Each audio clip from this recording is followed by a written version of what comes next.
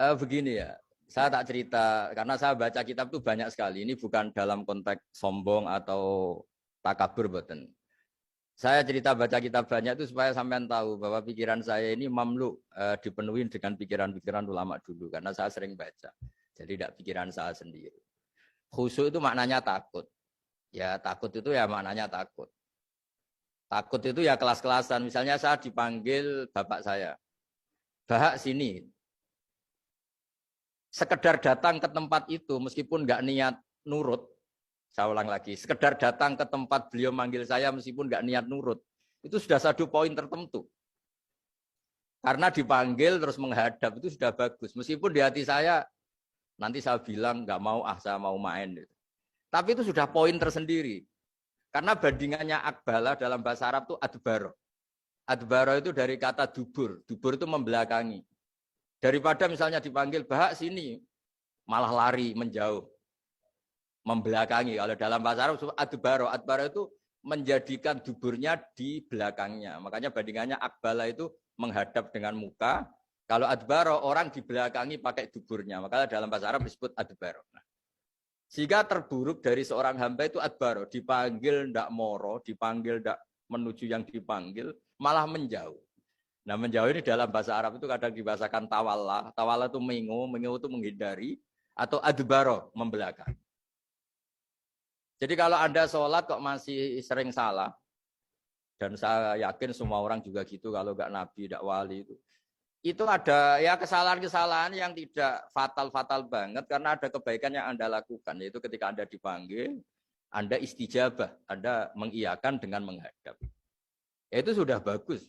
Nah setelah menghadap ternyata disuruh apa itu tidak nurut. Disuruh apa nggak nurut itu satu kesalahan yang tidak mengganggu poin pertama tadi Anda menghadap. Sehingga banyak cerita di hadis-hadis ada sahabat yang zaman itu tidak soleh-soleh banget. Zaman itu ketika Nabi, saya ini mau sholat ya Rasulullah tapi jangan diminta berhenti dari begini-begini. Beliau menyebutkan sekian kemungkaran sahabat tadi. Nabi komentarnya itu sayan hahumayakul.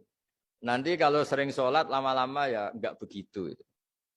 Nah ini kelirunya kita sebagai manusia. Lama-lama juga baik itu kita kira itu terus harus sekarang gitu loh. Nah itu keliru. Harus sekarang itu keliru. Bisa saja kita ini setiap sholat pasti sudah ditulis Allah nanti itu mati baik. Delala nanti habis asar sebelum kita maksiat sudah mati. Habis sisa sebelum kita maksiat lagi sudah mati. Jadi barokahnya sholat itu ada waktu yang potensi ya. Potensi sholat itu akhir kenangan kita. Sholat itu identitas kita. Sholat itu status kita. Nah, karena kita sholat itu pakai niat. Niat itu komitmen. Sementara kalau Anda maksiat itu tidak pakai niat. Karena zallah. Zallah itu ya ada niat maksiat. Tahu-tahu mungkin di bis ketemu orang cantik. Terus agak jelalatan. Tapi kan tidak niat. Tapi kalau sampai sholat kan datang ke masjid. Bayangkan diimami ini. Nanti kamu takbir. Nanti kamu baca ini, baca ini. Jadi benar-benar komitmen. Itu status kita. Kata Said Zabidi disebut mautinuhu wa haqiqatuh. Baiknya umat Islam itu kalau taat itu mautinu, itu alamat resminya, itu statusnya, kata Said Zabidi. Tapi kalau dia maksiat itu zallah itu kepleset. Jadi tidak pernah jadi status kita. Semoga semua maksiat kita ini tidak status, tapi zallah. Tapi ketika taat itu status, hakikat kita. Maka fal'ubudiyah ya haqiqatuh wa mautinuhu wa dhatuh. Ini kata Said Abdul Az-Zabidi, pengarang Itham. Orang Islam itu orang yang ketika ibadah itu identitasnya. Betul, ketika ibadah itu Allahu Akbar, dia berharap rahmatnya Allah, gini-gini. Nah ketika salah, dia zallah. Dia ngantor ya ada niat korupsi, dia ingin membenahi negara ini. Dia nyai juga agak ingin macam-macam. Ya tapi karena manusia terus ada zallah. Nah semoga semua kesalahan kita ini zallah. Zallah itu ya cara Jawa kepleset, tidak mental. Dan semua kebaikan kita ini mental, yaitu kebaikan yang jadi tempat kita, identitas kita. Haqiqatuh wa mautinuh wa dhatuh. Tapi jangan pernah berpikir kalau apa artinya sholat kalau kita masih melakukan kemungkaran, itu salah besar. Sholat itu wajib, dengan Anda sholat itu sudah mengurangi kemungkaran Anda, karena Anda tidak melawan ketentuan Allah Ta'ala. Kayak kita orang Indonesia, meskipun kita koruptor, mau jadi KTP Indonesia sudah bagus, kita mau jadi warga Indonesia. Meskipun setelah itu kita korupsi, dan salah, tapi lumayan jadi mau jadi warga apa? Indonesia. Orang mau sholat artinya dia menstatuskan diri sebagai hamba Allah. Teken kontrak, kalau saya ini hambamu ya Allah. Anta Robbi, iya karena butuh, iya karena stain.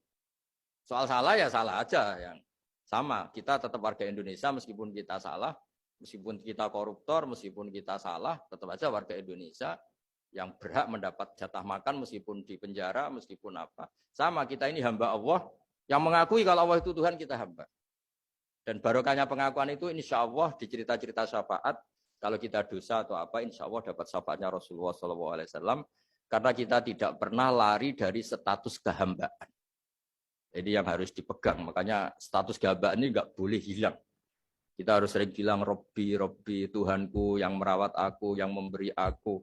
Dengan demikian kita menjaga status kehambaan kita. Dan status hamba ini yang menjadikan orang layak masuk surga, yaitu fadkhuli fi ibadi, kamu harus resmi menjadi hambaku, baru ada perintah wadkhuli jannati. Kalau menjadi hamba aja nggak mau, kita punya keangkuhan, punya keinginan yang mulu-mulu, sehingga seakan-akan kita ini Tuhan, nah, itu tidak menghamba. Kita harus fadkhuli fi ibadi, baru wadkhuli jannati. Saya kira demikian, semoga ini manfaat. Monggo bareng-bareng. Bismillahirrahmanirrahim. Al-Fatihah.